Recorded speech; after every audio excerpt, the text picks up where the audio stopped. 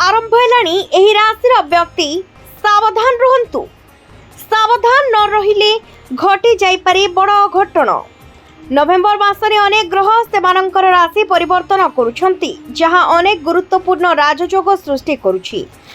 जेतेबेले कौनसी ग्रह निज राशि किंबा उच्च राशि रे गोचर हुए सेतेबेले एहा सबुठारु शक्तिशाली होइथाय।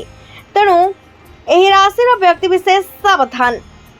तुला राशि आपणकर राशिर द्वितीय घरे एक त्रिग्रही जोग सृष्टि होउछि। एहा व्यतीत शुक्रंक दृष्टि कुंडलीर सप्तम घरे पड़ुछि।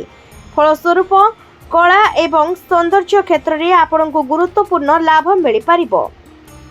मंगल सूर्य एवं बुधंकर संयोग एही राशि रे जन्म होइतिबा लोकंकर आत्मविश्वास एवं आत्मसम्मान को द्रुत गति रे वृद्धि करि पारिबो।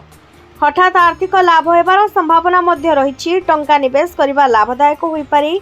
एही समय छात्र मानक पई बहुत लाभदायक होई पारे। प्रतियोगितामूलक परीक्षा पई प्रस्तुत होउतबा लोक माने गुरुत्वपूर्ण फलाफल पाई पारंती।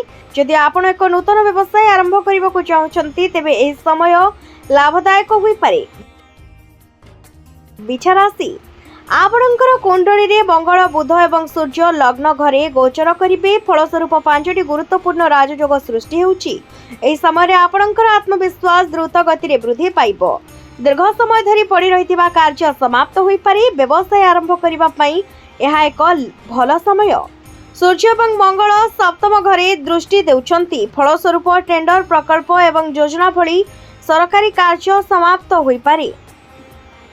जेकोसी दीर्घ समय धरी पड़ी रहितिबा सरकारी काम समाप्त होई पारे। चाकरी करितिबा व्यक्ति माने सेमानंकर कठिन परिश्रमर फल पाई पारंती। मिथुन राशि आपणक कुंडली रे षष्ठ घरे मंगल बुध एवं सूर्यंकर संयोग त्रिग्रही जोग सृष्टि करुछि। तेणु एही राशिर व्यक्ति विशेष माने भाग्य को अनुकूल पाई पारंती। आपण एही समय शत्रु माननकु परास्त करिबारे सफल हेबे।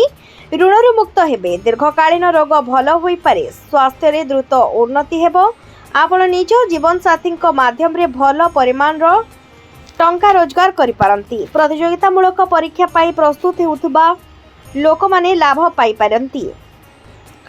प्रेम संपर्क रे स्थिरता एवं शक्ति मध्य द्रुत गति रे वृद्धि पाइबो। कला किंबा सृजनशील क्षेत्र में प्रसिद्धि लाभ करिबे। आपणकर आत्मविश्वास शक्ति एवं दक्षता वृद्धि पाइबो।